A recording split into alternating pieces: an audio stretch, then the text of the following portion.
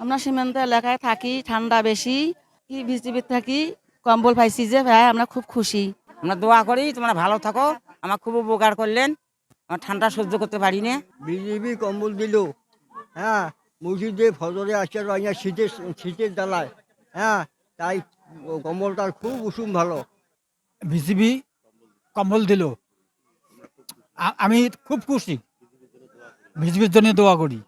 সীমান্ত রক্ষার সাথে সাথে সীমান্তের যে মানুষ থাকে তাদের সুখ দুঃখের ভাগিদার হওয়া বিজিবির একটা অন্যতম কাজ। তো সেরই ধারাবাহিকতায় এই লালমনিরহাট আপনারা সবাই দেখছি যে প্রচণ্ড শীত পড়ছে।